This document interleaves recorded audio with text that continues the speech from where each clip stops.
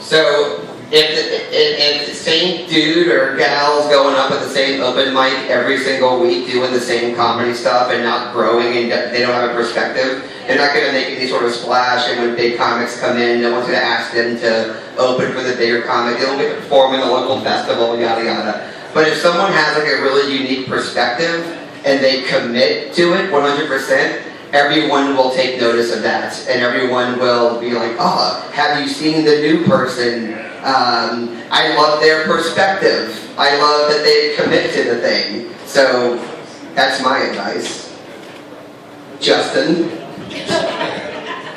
I think people love underdogs. I think people love winners. And I think people love what's new. I think those are the three most likely reasons that someone would want to feature you or write about you. I would say one big thing that's really important to me is like seeing the proof. So like if you have a shitty website, I'm not gonna believe that you can back up with a quality product.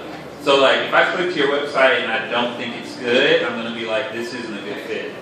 If like I reply and ask for photos and the photos don't look high quality, I'm gonna assume that you aren't high quality. So like I feel like a part of it is just packaging your project to feel as professional as possible. And like a lot of small companies are afraid to spend that money on the front end, but it's worth it to put $300 into getting a professional photo shoot just to like make you look legitimate. Like you can have a Facebook page and a professional photo shoot and I can take you seriously, but like when you take your photos on your iPhone, I don't know what that means, you know? I wish this was more encouraging, but it's not. There's not as many business reporters as there used to be. TV News doesn't have a dedicated business desk. Times Picayune's cut back on business coverage. The Advocate is struggling to see the news out there. We rarely do business stories. So that's one challenge you're going to have. What does work is an incredible success story, album views.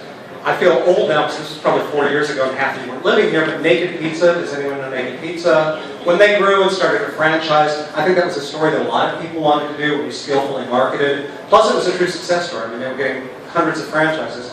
Of course, they weren't so happy when we came back 2 years later and they cratered and they only had 8 shops. But, you know, lived by the sword, died by the sword. I hate to say if it's something unique or something uniquely New Orleanian, you're going to have a lot of success in this market doing it.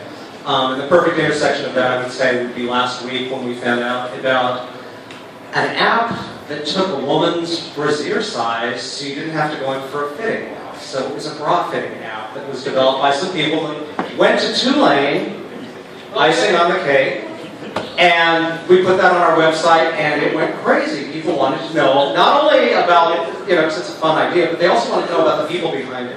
So